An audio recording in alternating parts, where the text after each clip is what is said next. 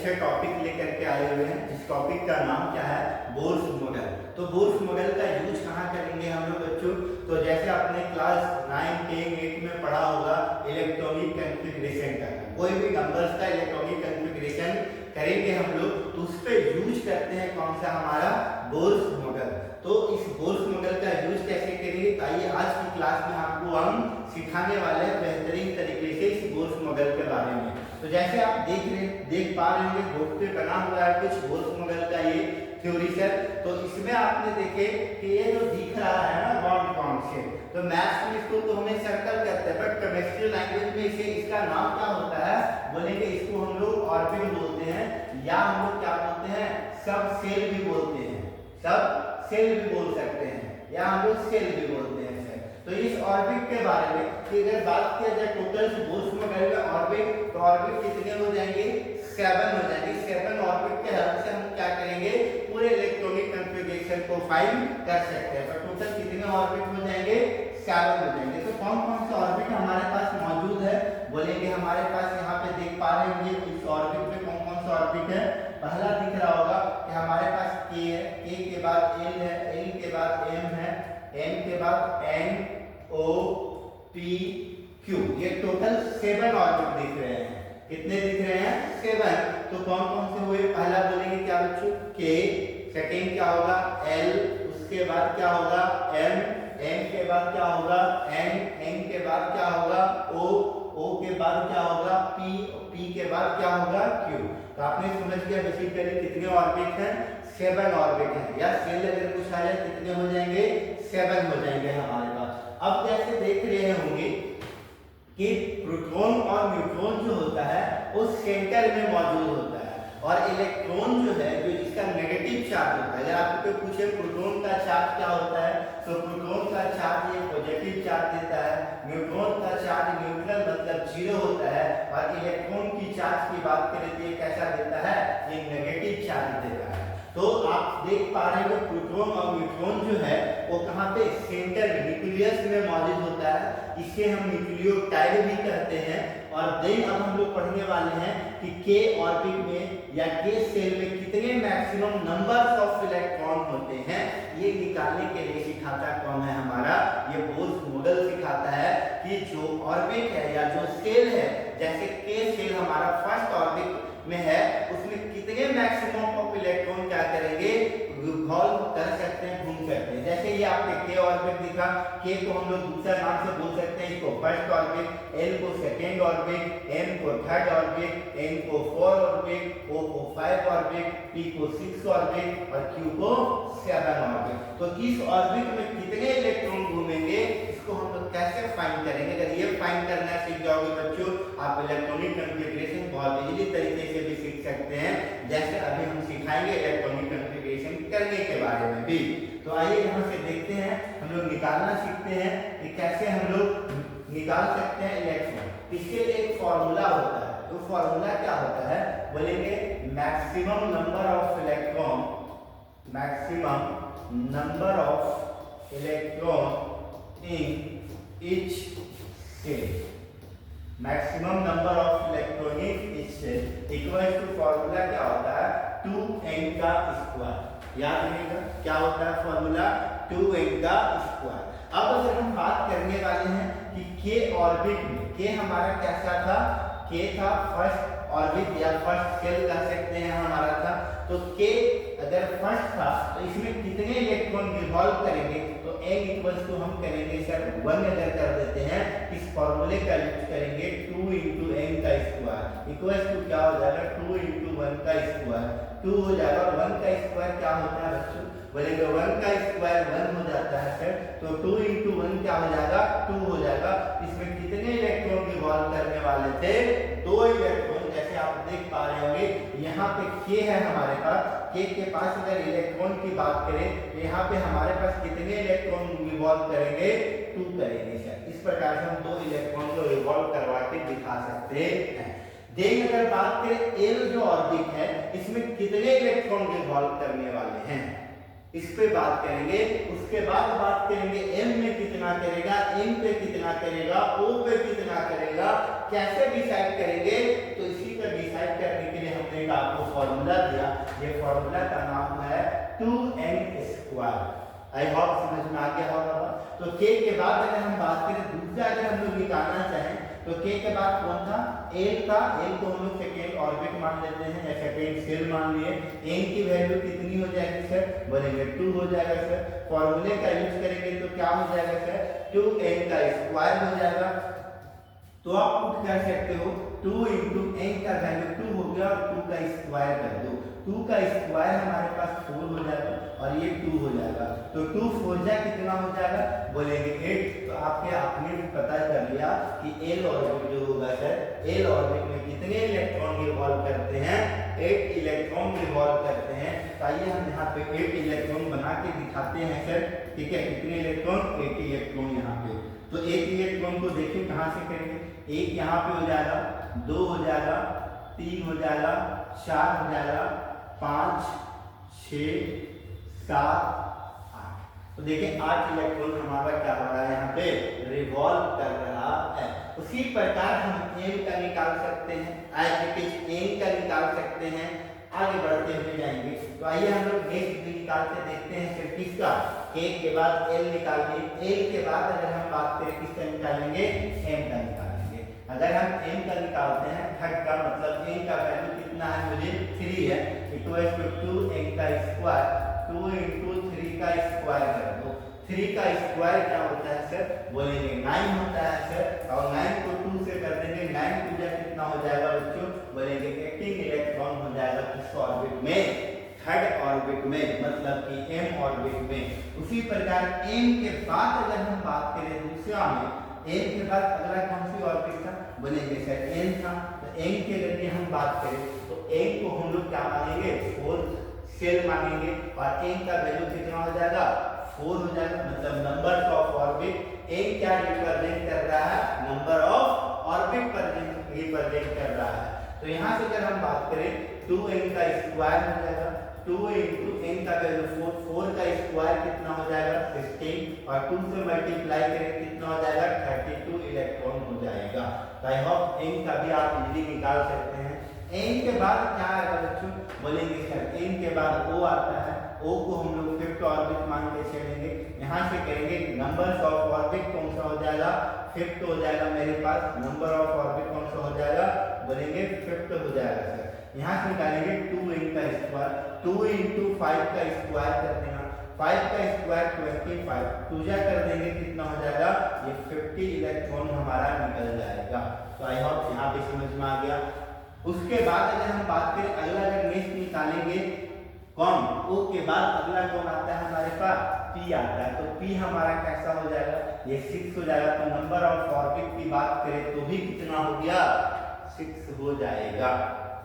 तो number of orbit कितने हो जाएंगे, 6 हो जाएंगे। तो आप निकाल सकते हो 6 में से क्या करेंगे, यहाँ पे कहेंगे 2n का स्क्वायर हो जाएगा, 2 इंटू 6 का स्क्वायर। तो 6 का स्क्वायर कितना होता है, बोलेंगे 6 का स्क्वायर हमारा सर क्या होगा, 6 का स्क्वायर होता है 36 और अगर 2 से मल्टीप्लाई कर दे तो कितना हो जाएगा हमारे पास, बोलेंगे 72 इलेक्ट्रॉन हो जाएगा। तो आई होप P से भी आपने निकाल लिया बेहतरीन तरीके से। P के बाद आखिरी जो होता है हमारे पास वो कौन होता है, Q, और इसी को हम 7 नंबर का ऑर्बिट मानेंगे। n इक्वल टू क्या हो जाएगा बच्चों, 7 हो जाएगा। तो अब इसे अगर हम लोग निकालना हो तो आप निकाल के बता सकते हो कि 7 ऑर्बिट की बात करें इसमें कैसे निकलेगा। तो जैसे अगर हम बात करें यहाँ पे तो क्या कैसे निकाल सकते हैं, 2n का स्क्वायर, 2 इंटू अगर हम बात करें, 2 इंटू अगर बात करें हम 7 का स्क्वायर, 7 का स्क्वायर क्या होता है, 49 होता है। 7 का स्क्वायर क्या होता है, 49 होता है। और इधर इसे 2 से मल्टीप्लाई कर दिया जाए तो कितना हो जाएगा, 98 इलेक्ट्रॉन हो जाएगा। कितना हो जाएगा, 98 इलेक्ट्रॉन हो जाएगा। तो आई होप यहाँ तक आपने सीखा होगा बेहतरीन तरीके से। मैं उम्मीद करता हूँ इस प्रकार की वीडियो आपको पसंद आएगा। छोटी छोटी वीडियो है, फिर हम लोग नेक्स्ट क्लास में आपको सिखाएंगे एटॉमिक नंबर और एटॉमिक मास भी। आज हम लोग सीखने वाले हैं इलेक्ट्रॉनिक कॉन्फ़िगरेशन। तो इलेक्ट्रॉनिक कॉन्फ़िगरेशन का कुछ क्वेश्चन हम लोग ले लेते हैं, उसी से बना करके देखते हैं।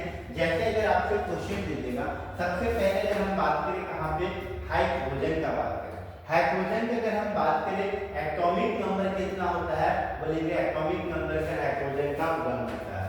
हम यहाँ पे ऑर्बिट का कॉलम बना ले K L M N, इस प्रकार से बना लेंगे और एक हम लोग लाइन का ड्रॉ कर देते हैं इस प्रकार से K L M N, ठीक है। और यहाँ पे हम लोग सीखने वाले हैं क्या, इलेक्ट्रॉनिक कॉन्फ़िगरेशन निकालने के लिए हम लोग चलिए हाइड्रोजन की अगर हम बात करें, हाइड्रोजन एलिमेंट का इलेक्ट्रॉनिक कॉन्फ़िगरेशन कितना होने वाला है, ठीक है, कितना होने वाला है।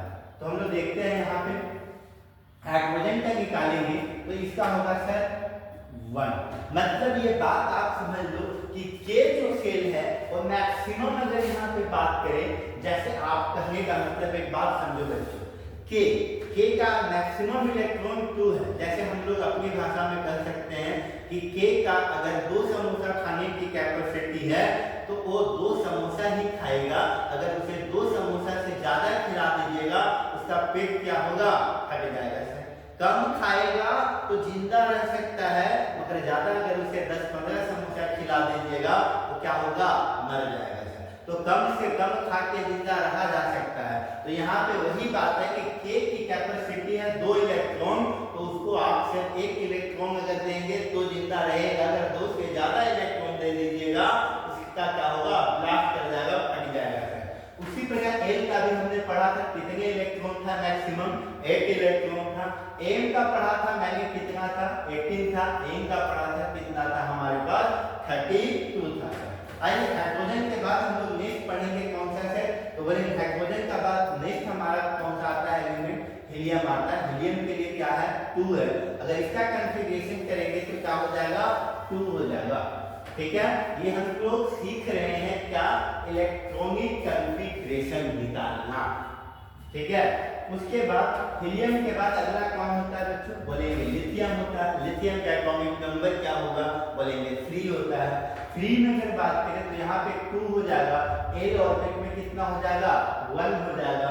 इसी प्रकार से अगर हम बात करें लिथियम के बाद अगर बात करें कौन आता है, बेरिलियम। और बेरिलियम का क्या होता है, 4 एटॉमिक नंबर होता है। और यहाँ अगर इसका करेंगे हम लोग तो 2 और क्या हो जाएगा, 2 हो जाएगा। उसी प्रकार अगर हम बोरोन की बात करें, बोरोन का 5 होता है, 2 और 3 कर देंगे तो बोरोन का हो जाएगा। उसके बाद कार्बन का क्या होता है, 6 होता है एटॉमिक नंबर, तो कार्बन का 6 होता है। इसका निकालेंगे तो क्या होगा, बोलेंगे 2 होगा और क्या हो जाएगा सर, 4 हो जाएगा। कार्बन के बाद अगला नाइट्रोजन का कितना होता है, बोलेंगे 7 होता है। अगर इसका इलेक्ट्रॉनिक कॉन्फ़िगरेशन करें तो कितना हो जाएगा, 2 और 5 हो जाएगा। तो यहाँ तक किसी को निकालने में कोई दिक्कत, 1 से लेके 7 तक निकाल लीजिएगा। फिर हम लोग आगे इसी में देखते हैं सर, निकालते हैं हम लोग एन के बाद। नाइट्रोजन के बाद अगर हम बात करें तो नाइट्रोजन के बाद कौन से एलिमेंट आएगा सर, नाइट्रोजन के बाद अगर बात करें तो कौन से एलिमेंट हमारे पास आने वाला है, तो बोले नाइट्रोजन के बाद अगला जो एलिमेंट आएगा सर वो आता है ऑक्सीजन। और ऑक्सीजन का एटॉमिक नंबर क्या होता है, 8 होता है। और अगर इसका 1 का निकालेंगे तो क्या होगा, 2 होगा और यहाँ पे क्या हो जाएगा, 6 हो जाएगा। उसके बाद अगला अगर बात करें तो कौन होता है, ऑक्सीजन के बाद बोलेंगे फ्लोरीन होता है। अब फ्लोरीन का कितना होता है, बोलेंगे 9 हो जाता है एटॉमिक नंबर। इसका निकालेंगे तो 2 होगा और यहाँ कितना हो जाएगा, 7 हो जाएगा। नेक्स्ट बात करेंगे कौन हमारा, नियॉन। नियॉन का कितना होता है, 10। यही है हमारा नोबेल गैस नियॉन सर। अगर इसका निकालेंगे तो क्या होगा, 2 होगा और 8 होगा। नोबेल गैस पहचानने का रूल होता है बच्चों, जिसके लास्ट में वैलेंसी में अगर 8 आ जाता है that is the noble gas. वो क्या कहलाता है, नोबेल गैस कहलाता है। अगर उसके बाद अगर हम बात करें 10 के बाद तो नेक्स्ट एलिमेंट हमारे पास क्या आने वाला है, बोलेंगे सोडियम आएगा सर। उसके बाद अगर सोडियम से भी अगर हम लोग आगे बढ़े तो अगला एलिमेंट कौन सा आएगा, बोलेंगे मैग्नीशियम आता है। मैग्नीशियम का सर 12 हो जाएगा सर। तो हम लोग यहाँ तक अगर पहले देख लेते हैं कहाँ तक, मैग्नीशियम तक। तो यहाँ पे सर पढ़ेंगे इसमें 2 होगा, इसमें 8 होगा और फिर ये जब बच जाएगा, क्योंकि 8 और 2 कितना होगा, 10 होगा बच्चों। मुझे लाना कितना है यहाँ पे देख लो, 11 लेके आना है। तो आगे एक बढ़ा देंगे सर तो 2 8 क्या हो जाएगा 1 हो जाएगा। अगर हमें मैग्नीशियम का निकालना है, सोचो कैसे निकालेंगे मैग्नीशियम का, क्या होगा बताओ, सोच कैसे सर मैग्नीशियम का क्या होगा हमारा, निकालो सोचो और बताओ मैग्नीशियम का क्या होगा। तो बोलेंगे मैग्नीशियम अगर निकालेंगे तो यहाँ पे सर मैग्नीशियम में क्या होने वाला है हमारा आंसर, बोलेंगे सर यहाँ पे 2 हो जाएगा, यहाँ पे 8 हो जाएगा और KL के बाद हमारा आगे चले जाएगा कहाँ, KLM, M में चले जाएगा कितने ऑर्बिट, 2 ऑर्बिट चले जाएगा। तो मैग्नीशियम के बाद नेक्स्ट एलिमेंट क्या होता है, तो बोलेंगे मैग्नीशियम के बाद सर हमारे पास एल्युमिनियम होता है, एल्युमिनियम के बाद सिलिकॉन होता है, सिलिकॉन का 14 हो जाएगा। उसके बाद अगला कौन होता है, बोलेंगे फास्फोरस होता है। हम लोग यहाँ तक निकाल देते हैं सर, पहले यहाँ तक हम लोग क्या करते हैं निकालते हैं फास्फोरस तक। देखिए एल्युमिनियम का 2 होगा सर, यहाँ पे 8 होगा और लास्ट में कितना हो गया 3 हो जाएगा। सिलिकॉन का निकालेंगे तो 2 होगा, 8 होगा और क्या हो जाएगा मेरे पास 4 हो जाएगा। अगर फास्फोरस के निकालते हैं 2 8 और क्या हो जाएगा मेरे पास 5 हो जाएगा। तो यहाँ तक आई होप आपको समझ में आ रहा होगा, किसी को कोई दिक्कत नहीं आ रहा होगा।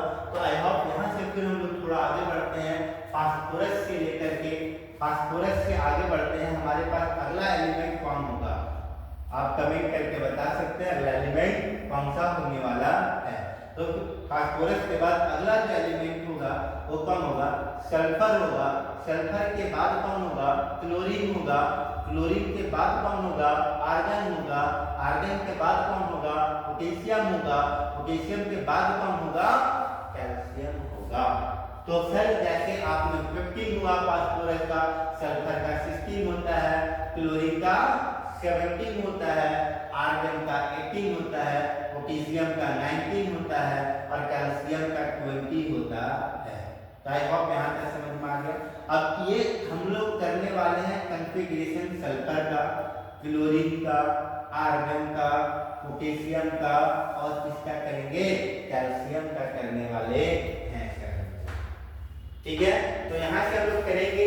तो सल्फर का क्या हो जाएगा, इलेक्ट्रॉनिक कॉन्फ़िगरेशन बता सकते हैं, बोलेंगे सर सल्फर का इलेक्ट्रॉनिक कॉन्फ़िगरेशन होगा हमारा क्या, बोलेंगे 2 8 6। क्या हो जाएगा 2 8 और 6 हो जाएगा। उसके बाद नेक्स्ट अगर हम बात करें क्लोरीन का, क्लोरीन का होता है 2 8 7। उसी प्रकार अगर हम पोटेशियम आर्गन की बात करें तो आर्गन का 2 8 8। देखिए इसके लास्ट में कितने वैलेंस इलेक्ट्रॉन है, बोलेंगे इसका वैलेंस इलेक्ट्रॉन सर 1 का है।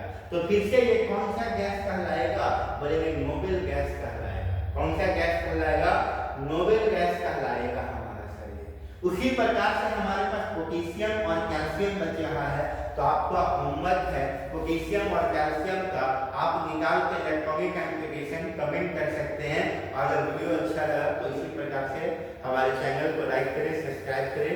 थैंक यू, फिर मिलते हैं अगले पार्ट लेकर।